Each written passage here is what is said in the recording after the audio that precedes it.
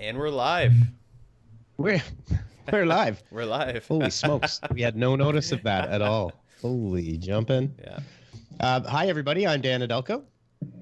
I'm Sachita Gadekar. Producer Matt. And this is episode... I don't have anything in front of me right now, so I don't know what number we're on. We're at 123? Episode 123. Yep, 123. Episode 123. Wow. Yeah. There we go. Is this the live? There we go. Jeez. There we go. All right, let's get it together, Dan. Get it together here. It's just a very different vibe and dynamic when you're versus being all in the same room. I know, and you guys can't see me right now unless you're looking at the actual live. So it's That's right. That's a little bit different. It is a little bit different. Yeah. All right. Well, it's week 2 of quarantine and lockdown. Mm-hmm. So, everybody survived. Yeah, it's going well. I mean, for us, yeah.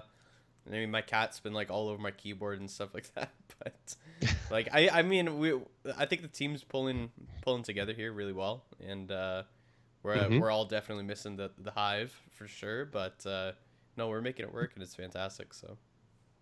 Yeah, 100%. So Sachita, you have an interesting story during this whole weird time. Why don't you tell everybody a little bit about what happened to you, where you were, and what you were doing, and what was the outcome? Yeah. So I'm just back from India last Saturday, and we had a few hurdles while coming back because countries were closing borders and flights were cancelled because of the lockdowns, and India was closing borders. So yeah, it was tough, but yeah, I'm glad we made it. For sure, yeah. Yeah, I mean, you would be, if you wouldn't have made it, you would have been still there, right? Because the entire country's locked down. That's right, and I don't know for how many more days. Yeah. Right. That's crazy. They're saying until May. Apparently, people are saying until May now, so we don't really know, but I guess it's one day at a time right now. Everyone's kind of taking it, right? Right. Well, that's it. Yep. Sorry, I'm just creating a watch party right now. I think one of the first things I think that would make the most sense to talk about is kind of the lead on CBC there, some of the government announcements for us fine folks in Canada. Yep. Some big news today from the government, and this is good for, I think, everybody, a 75% wage subsidy for small and medium-sized businesses to avoid layoffs. Yeah, way up. I think it was 10% last time they announced it, so 75%, that's a huge increase for sure. Yeah, and $40,000 guaranteed loan with no interest for 1 year for small businesses to help supplement payroll.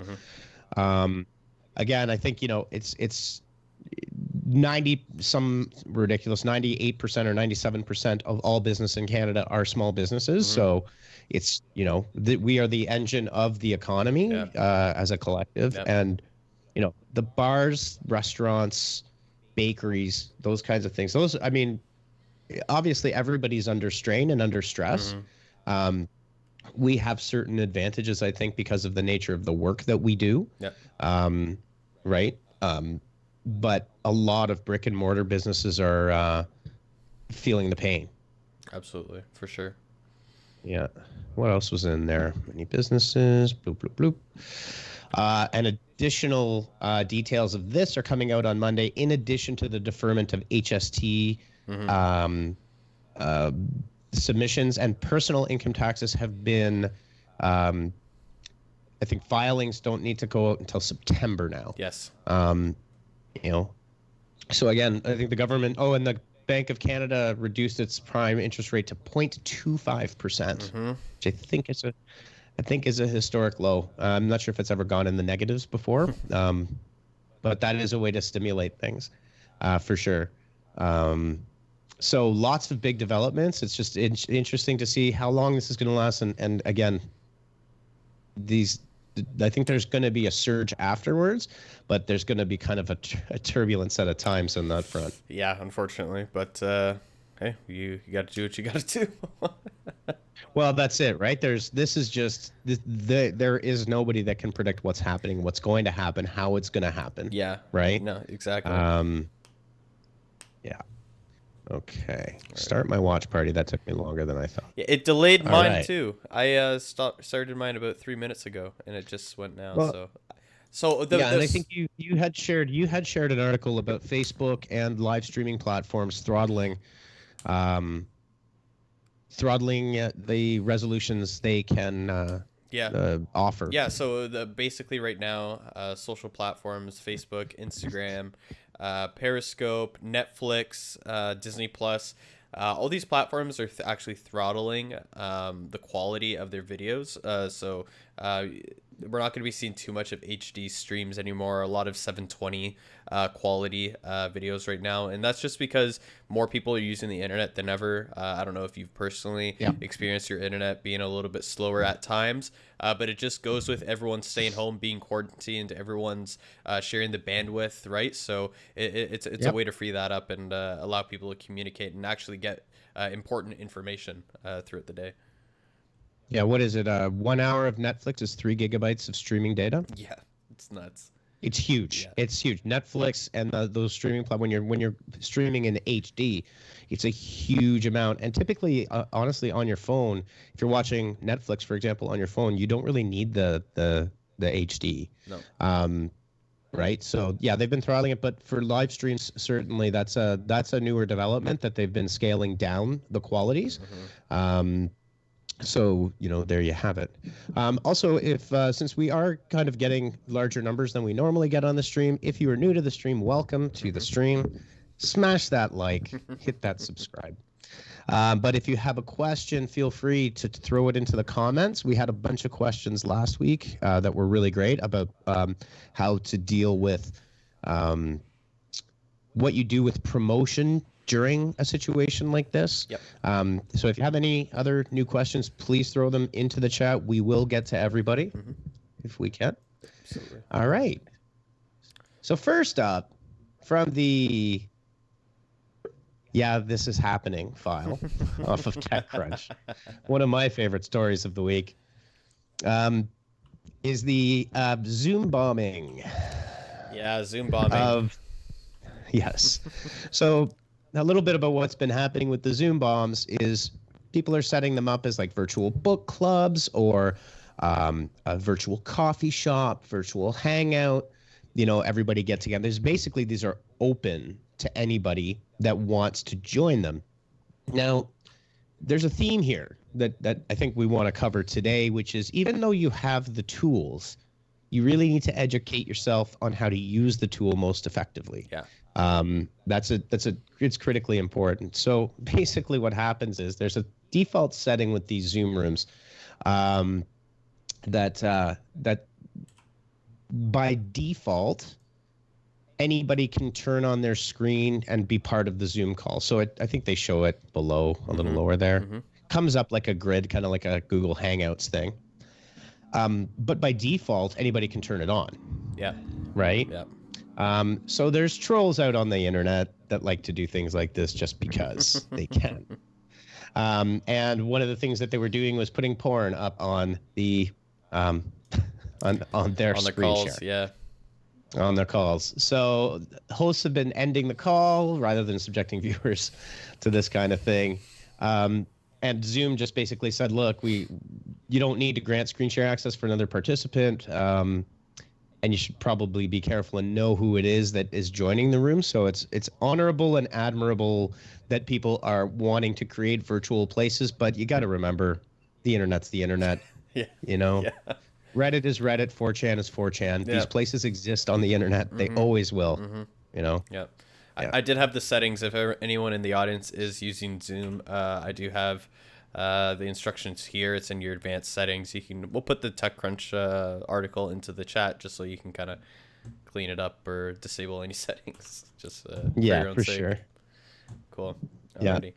Alrighty. So next up, I know we were talking about. I think you want to go through a couple of the blog posts, Dan. Yeah, I think just to follow up on last week, there's a good article that we ran into from Momentum Conferencing about how much it costs to actually set a team up from work, and there's some good options in that article there as well. And that covers your collaboration tool. So we use Slack, but you can also use Microsoft Teams. Yep. There's Facebook for Facebook Workplace. Yep.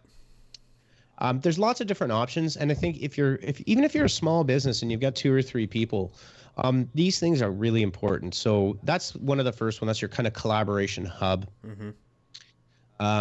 Then there's also your video conferencing option. We are currently using a mix of Global Meet and Join Me. So that provides virtual whiteboard, up to 100 callers on the call. Yep.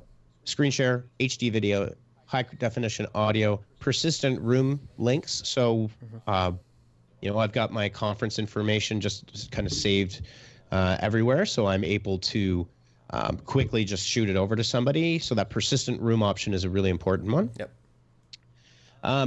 And several other options that we talked about last week in general that I think were really good. I think the most important thing is that as you get into using it is really understand how you can use it. And this week, we put together a little list of some really cool optional add-ons that can really help a virtual team work together and collaborate. For sure. Yeah. The first one is donut.com. Throw that up. Yeah, I have that up. So I actually just discovered this, not to say that I actually learned about it today and we added it to our Slack. So this is a kind of cool, interesting thing. And what it does is it randomly will pick 2 people from your team and it will pair them up for several different types of relationship. You grab a remote coffee or donut together and just take a bit of time, pair up your team members who don't know each other well, and collaborate, have a virtual coffee and donut. The other thing it can do is, and we're technically a smaller team, but I still think there's that time to kind of, take 10 or 15 minutes and spend a bit of time with people pairing just randomly. Yeah. Kind of helps build bonds. You can run a lottery program. They also do mentoring programs where new hires will be paired up with more experienced team members, and you can do a mentorship program, right? And it's kind of cool because what it does, encouraging job shadowing. So I don't know if you're on the learning page, Matt. Maybe we should throw that up. I'm on the learning page right now. Justin's saying, I love the design style of it. Yeah, it's a great design. Nice and clean. Yep. You see that encourage job shadowing. This one's a great built-in feature. It's about halfway down the page. You can see that, so encouraging a job shadow for someone to ghost on a call so that they can get onboarded, whether it's a sales call or a client update meeting, whatever, and they can just sit back and see how things are working. Yep. You can create a peer learning channel, right? So Donut will ask you what questions you want and what skills you feel like you might, want to learn. I think a couple of things about this that's pretty cool is that I think face-to-face people might be shy, especially new hires, to say, hey, I'm not really confident in my whatever skill, right? But talking to the little Donut app is probably less intimidating, right? And it can help, gives you some ideas on how to create learning paths. So that's one. For teams of less than 24, it's free. So I think it's like I said, I just ran into it today and I was like, this is pretty cool. We have to give this a shot. Yeah. And I think that's the other thing too, just generally with the remote workplace, is finding time to have that downtime. Yeah. Right? Yep. Like even if it's a couple of minutes, sharing a meme, sharing a video, right? Having a virtual water cooler is super important to keep people safe. Yeah, because I feel like that's part of the energy of the workplace, and I know at least for us at the Hive, we're definitely feeling that. We have a unique workplace energy at the Hive, and a lot of us thrive on it, right? So when you're missing that aspect, it's a little bit takes away the morale a little bit. I know I was on Twitter and I asked someone, I think it was a reporter, he was working remotely this past week, and I said like, well, what's the biggest roadblock that you've encountered so far with working from home? And quite surprisingly, he said it was the energy. I miss the energy of it. I miss the energy of my coworkers. That's the biggest thing for sure. Yeah, absolutely. I mean, and there's a routine, right, that you get into. That in such a quick transition is a bit of a shock to the system, right? Yep. You know, on the bright side though, I think for families, and this is, Drew Brees was interviewed this morning on, I can't remember, whatever, Hoda Kotb, whatever she is, Today Show or something. Yeah. Anyways, he made a good point that in the world we live in, a couple weeks ago, like schedules are frantic. If you've got kids and kids are in different sports and sometimes you're out for 12 to 14 hours a day, right? Like it's craziness. Yeah. This has forced everybody to slow down, right? For sure. Forced people to stop, spend time with their families. So, you know, silver lining, I guess, is that this is forcing further connections. So I think you look at it from both perspectives. Absolutely. For sure. Yeah. Cool. Next one. This one is fantastic. I tested it today and it really works. You ever been on a call with someone and you can hear this, like, I don't know, dog barking in the background or kids screaming? Yep. You know, it can derail a call. So Krisp is a really cool tool to mute background noise during calls. So basically, it's a denoiser. It's pretty easy to set up. There's a Chrome, Windows, and Mac version, so it's pretty much accessible to everybody. Yep. And it'll help dull out that background noise for you on those calls, so you won't be that person that is annoying everybody by accident. Yeah, I think this would be useful for quite a number of features. I mean, even live streaming, I think this is something definitely cool. For sure. I downloaded when you sent me that link, I downloaded it right away for the whatchamacallit, for my PC, and I think I have it up right now. It's a little kind of test that I might be able to put up here so people can kind of listen to get a kind of feel for it. So this is seeing Krisp in action. So we're going to play the street. Relying on OEMs to service and maintain your organization's valuable IT resources can be costly and complicated. To set your audio to do that? Impacting your budget and your bottom line. So you turn on mute. But with XSI, our hybrid and third-party multi-vendor maintenance model is designed to... It was going through the stream, so the stream would have been able to hear it, but we can't. So yeah, so that's just like a little taste of like what Krisp can do. It's pretty cool. Yeah, definitely. All right, moving on. Next one is kind of cool. Chimp or Champ, increase employee engagement.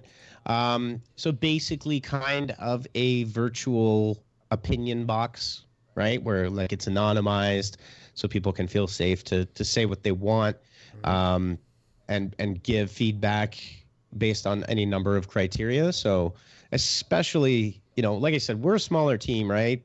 So we're closer.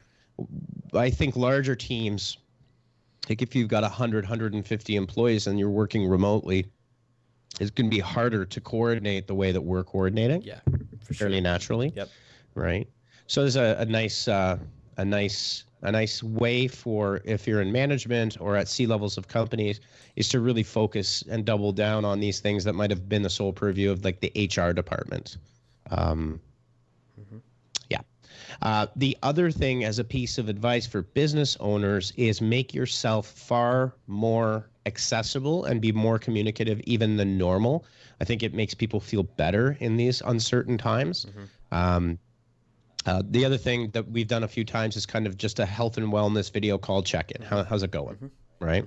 Yeah, a lot of the times I know we did it this week where you and I were having a quick huddle and we said, okay, let's just throw it into the general channel so everyone can join, so that you have kind of open calls where people can kind of just like drop in, see what's going on, so that they don't get lost in context and things like that. Especially if you're having one-on-one calls. I know a lot of the times the way we work is a few of us will huddle into your office at once, and I think using these calls is a good kind of supplement for that for sure. Yeah, that's actually a really good, important, and super simple point. Is if I call somebody directly on Slack, that's between me and that person. No one else can join. If you use the channel and you can title the call whatever you want, like open working huddle, feel free to join, then people can jump in and drop out at their discretion, right? Sure. It makes it feel a little bit more natural. Yep. I know that's probably a pattern that people aren't used to. Like, I wasn't invited to this, so what's going on? But I think the implication is that if it's in the channel, it's an open call. Yep. Right? Yep. Yep. Totally. Next up, this one is pretty cool for kind of self-management. And it's a super simple one, but it's called the tomato timer. So there's a cool feature here. So the Pomodoro work technique, I don't know if you've ever heard of it, is 25 minutes sprinting. So heads down, no distractions, right? Like focus on your work, and then take a 3 to 5 minute break and repeat. Yep. It's a way to maintain sanity and mindfulness and healthfulness and stuff like that. This is a free tool. It's a cool little timer. Can really help you focus. I think one of the things that working from home, the danger is you could do a lot of different dynamics occur, but there are rabbit holes that you easily can go down and realize that maybe you're multitasking on 4 things at one time and or going down a rabbit hole of working for an hour and a half and you maybe haven't even really moved your body if you're into it. It's important to put structure to yourself and to give yourself some time, but to be the most productive, there's some of these techniques that you can do, and there's these tools to help you do it. For sure. Cool. Right on. What else do we got? Oh, and then one last shout out to one of my favorite YouTube channels out there. Chilledcow. Lo-fi hip hop. Lo-fi hip hop. This is really good white noise background music that doesn't doesn't kind of interrupt. It's 100% free, so there you go. Something nice and easy for that background music. Yep. For your musical listening tastes. I gave them a little sample there, so we're good. It's pretty nice. Right. It's good concentration for sure. Yeah, 100%. That live chat is always amusing. If you're bored, gonna follow people talking about nothing. Talk about going down the rabbit streams. Yeah, exactly. All right, so why don't we jump into a couple of things here? Sashita, you had a good article from WordStream here. It's actually really in depth. How COVID-19 has impacted Google Ads results for 21 industries. Yep. So there are a few industries that have got increased performance. There are a few that are getting mixed performance, and then there are the companies, businesses that are not doing well at all. For example, travel and tourism industries, right? I mean, they have, so their performance online has completely reduced. And then there are a few businesses like, this home furniture and there's home improvement where people nowadays are sitting at home. So they are getting into a creative mode and trying to, search all the home improvement and furniture products online. But due to the economic uncertainty, they may get discouraged. So that industry is kind of fluctuating right now. And then there are a few industries that have spiked in their performance, such as there is finance and beauty and care. Especially for finance, I think people are, they want to talk to somebody more reliable regarding the financial situation and everything that's happening. For sure. Yeah, I think one interesting note is that, and this is kind of part of how none of us know what is going to happen, because this has never happened before to this scale. Some businesses are doing really well right now, and I think it's important that's also like acknowledged, right? Yeah. The one was business management, setting up people to work remotely, crafting continuity plans, traditional retail shifting to operating online there. The packing and shipping supplies more doubled their search conversions and search ads. Yeah, right. Greeting gifts and flowers. These guys have seen search for cards and greetings is 15% conversion rate. Gift baskets 30% conversion, and then floral arrangements 43% increase in conversion rate. Yeah, it's pretty significant. Yeah, for sure. So if you're an e-commerce retailer, I think it's important to think about packaging bundles as gifts, right? Doesn't really matter what you're selling. You can put together bundles and packages for gifts for people, and promote that to keep your business going during this kind of time, and having that idea of send it to a friend who may need some help. Yep. Right? Yep. It's important too. I think, this is a very unfortunate, but we all knew that this was going to be the case, is travel just decimated. Travel and tourism. Right. Sorry about that. You guys probably heard the emergency notification on my phone. I can't help it. I didn't get one yet on mine. Oh, I've gotten like 3 in a row today. It's nuts. Yeah, same here. Yeah. Yeah, and it's just the same one that I self-isolate if you've traveled? Yep. Is that the one? Yep. Yeah. Yeah, but if we look at the decreases in travel conversions, this is obvious, but these are staggering numbers because the volume of that spend is huge. So it'll be interesting to see, because this is the first time, I believe, ever that Google is seeing this kind of search ad click volume reduction. It's never happened before. No.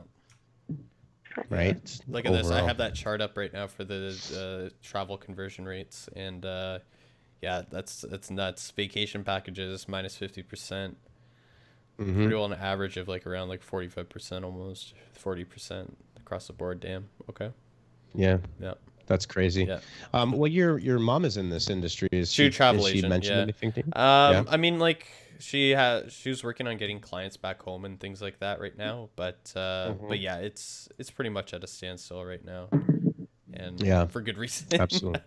Well, obviously, I mean, when there's a travel ban, what are you going to do, right? Yeah, exactly. It is unfortunate for sure. This is the unfortunate part, but there are silver linings out there, and I think for your business, for people that have businesses that have been affected, we talked about this a little bit last week, but if you are a bar or a restaurant, and if you've got the ability, now it's harder because you've been ordered to shut down in many cases, although I believe there's certain exemptions for that. I'm not 100% sure. But productizing your menus, and this might have to happen after, but creating products that people can order online, whether you've got some kind of a barbecue rub or barbecue sauce, or, that secret recipe, any kind of ingredients, package that stuff up, create a Shopify store, and start selling that stuff. That's one tip. The second tip, like we just mentioned before, is if you've got an e-commerce store, create bundles for gifting, because that is what is surging right now, for people to send it to their grandmother or something like that, or another loved one. And there's nothing wrong in this economy of trying to survive and hustle. I don't think that's a bad thing. No, and I don't all. think anyone's going to blame you. Honestly, if I see a small local business approach me and they have a product that they're offering and they're trying to help people, help connect with their community, honestly, like, I don't see anything wrong with that for sure. But then again, we have seen in the past people try and take advantage of people's unfortunate situations, and I think They're pretty blatant, so I don't think people have an issue kind of seeing the difference. You know what I mean? Yeah, there's a huge difference. I mean, I don't know if you saw the one. There was a food shop out of Toronto, I believe, that was selling $30 packages of Lysol wipes. Yeah, no. Regular retail is $8.99. They were selling them for $30. Yeah, that should be criminal. Not good. Actually, I do actually think, and I mentioned this, I don't know where, probably on Twitter, because that's where I would say something like that, is it would actually be very easy for the government to write up legislation that does not allow for price surging and gouging during from X period of time from some state of emergency announcement. So if the state of emergency was declared on March the 2nd, right, you're not allowed to increase the current retail price by more than X percent. That's reasonable, right? For a period of, say, 90 days. Yep. It's simple. It's like, that's a law. Yeah.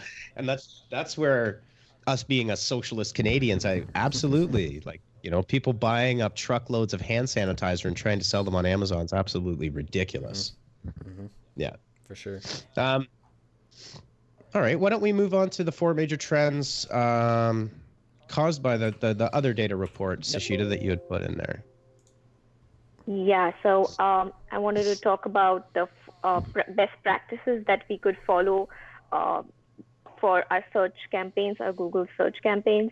So firstly, review your search terms report regularly. That's because, you don't know what's going to be trending tomorrow, because there are so many people and there's so many panicked searches going on. So that might trigger your ads and get in all the wrong traffic to your ads. So we might want to look into our search terms report every day and add new negative keywords. Secondly, what I am trying to practice now is find new keywords before they start trending, So just before all the wrong traffic comes in, you just go and add a list of the negative keywords that you may trigger your ad. And just to keep yourself updated with the current searches that are going on that might again affect your ad performances. That's great. I think it's also important. I like this one, reaching audiences on other networks. I just had a client call today where we were discussing an omni-channel media plan. And I think it's important for people to remember that in the scope and the scale of the internet, Google is like the 50-year-old parent, right? They've been around for a long time. It's an extremely mature network. Yep. And the costs, like they're going to are about their costs. They're going to figure out how Google will not lose money, right? Even though they've had a massive reduction. So you got to watch what's going to happen, because they're going to ensure that their bottom line is defended. That goes without saying. For sure. There's one also in here that I found very interesting is adjusting your PPC campaigns for less mobile traffic. Now that people are home, people are using their computers, their desktops, their laptops more than ever. It might be something interesting to see how people respond to less mobile ads or less mobile optimized ads, for sure. Absolutely. Yeah, that's right. And we get like very low CPC on mobile as compared to desktop and tablet traffic, right? So, yeah, for sure. Yeah. No, go ahead if you're going to say something. I think it's going to, so this decrease definitely it's going to increase in the coming days. So we have to maybe make a few bid adjustments and change our PPC strategies to, target different platforms for our traffic. Yeah, absolutely. That includes Facebook. And I really think right now, go YouTube. People are watching a lot of streaming services, right? Yeah. We're working. A lot of people aren't, especially if they're in physical manufacturing jobs, service-related jobs. They can't work. Like, they don't have work to do, right? So they will be streaming, and YouTube is the third largest or second largest, depending on who you believe, search engine and social network in the world. I also like the idea of remarket like to your customers like crazy right now. Yeah. Right? Yep. Like build those relationships and keep them going, because one, it doesn't cost you to communicate to your existing customer base, right? By reminding your customers that you're there and that you care is extremely important. So I like that one a lot too. Sorry, Sashida's camera's like bouncing all over the place right now. I don't know if someone can see that in chat, but she keeps it keeps zooming in. I don't know why, so I gotta kind of keep an eye on it. It's okay. Sorry. No, it's okay. It's probably not your fault. It's probably Skype or something like that. It's fine. Okay. Don't worry about it. You're good. That's okay. It's kind of weird. Always something exciting. Yeah. All right. What else do we got on the go here? We have quite a few other. Yeah. So I have a couple other ones that we can kind of some little ones that we can kind of quick fire off. So this article here by Marketing Dive, they did a quick study that shows that 76% of viewers are willing to watch ads for free video streaming. And I think that's more relevant than ever. A lot of people are stuck at home. A lot of people are using streaming services. So if they're able to watch like a free few ads to gain free access to the platforms, I think we're going to be seeing more of that right now. Yeah, for sure. Well, people have been willing to watch television commercials for the last like 50 years, 60 years, 70 years. I guess, yeah. So, and pay for it. That's true. No less, right? That's true. Yeah. Yeah, I think that goes without saying. I honestly find it to be a weird study, because I think universally, people can get something for free without paying for it, they're gonna do it. They're willing to actually do quite a bit. Yeah, for sure. I don't know if we needed a study to tell us that. There's also, so moving along, there's Pinterest is rolling out some new e-commerce features for retailers. So it's just some of the new kind of programs that they're going to be firing out here. They have a verified merchant program now, so Pinterest will now allow retailers on the platform to be verified, kind of making their products eligible for distribution across their shopping channels. We have some more conversion insights, so some early access to organic and paid conversion insights, some catalogs updates, which will be nice, so lessen the time for feed ingest, and dynamic retargeting. I think that one's going to be very interesting. So I know in the past we've had some great successes with Pinterest, so it'll be interesting to see how these merchant programs and retailers use these new features. Matei's ears just perked up because he's running a bunch of Pinterest programs right now. So do we have any insights on the shipping delivery status for online businesses? So Amazon is kind of that's from Hannah. Amazon has been affected when it comes to CPG or consumer packaged goods, just like everybody else. But everything else, I literally just I ordered a Kindle Paperwhite, mainly because my 10-year-old is consuming books at a rapid rate, and we can't go to the library. Yeah. But that's still Amazon Prime, like 36 hours.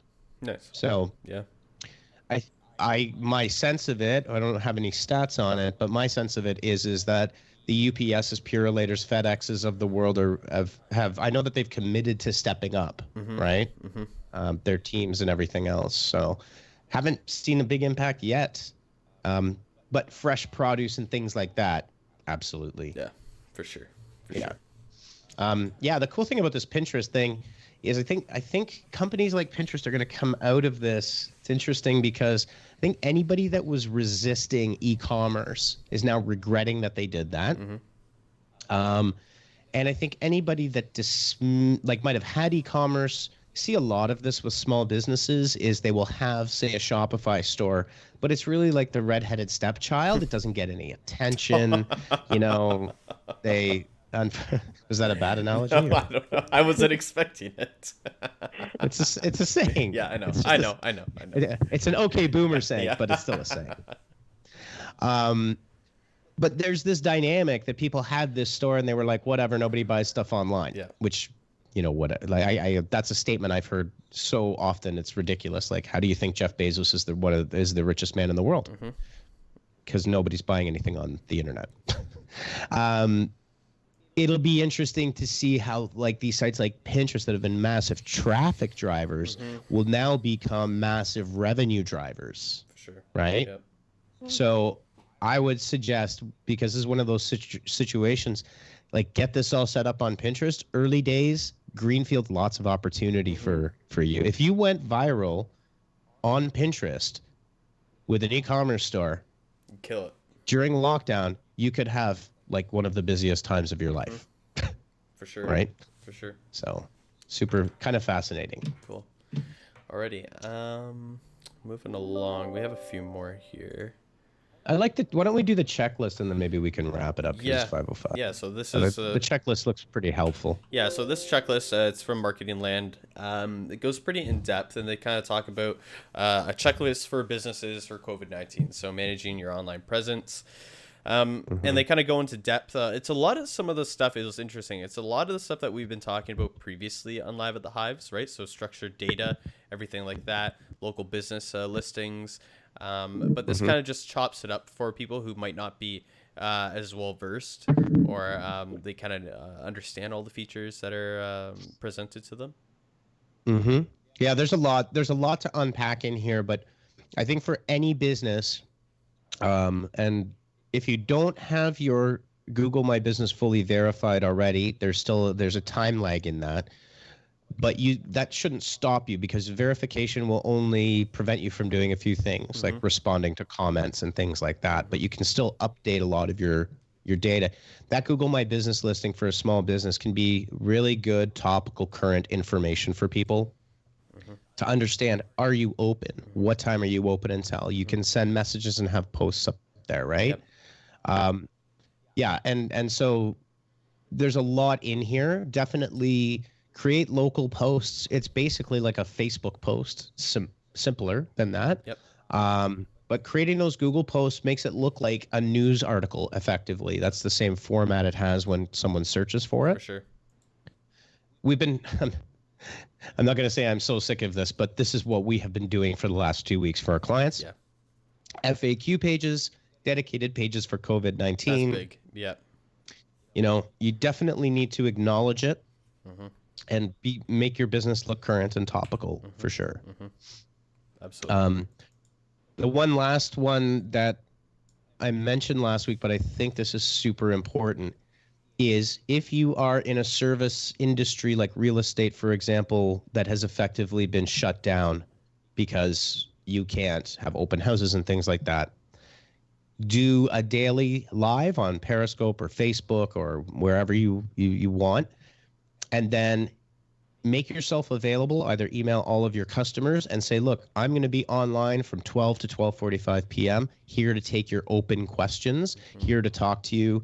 So you have this opportunity to gain attention and use this opportunity to position yourself as a thought leader that cares about their customers, and that you're there to answer their questions in times of uncertainty, like what's going to happen, right? What can I do and how can I prepare? I think that's a super important way to continue marketing without selling necessarily. For sure. Right? For sure. All right, everybody. Well, I think that covers that was a pretty long we got through a lot. Yeah. Just one last thing I wanted to say, that this is kind of a mind bender, but during this lockdown, we'll know if we've been successful if absolutely nothing happens. Think about that. Which is going to make some people say, well, we didn't need to do that anyways, but that's a cognitive disconnect, right? We will be successful if absolutely nothing happens. And that's the kind of thing to get your heads around during this thing, is the positive outcome is like life just goes back to normal. Right?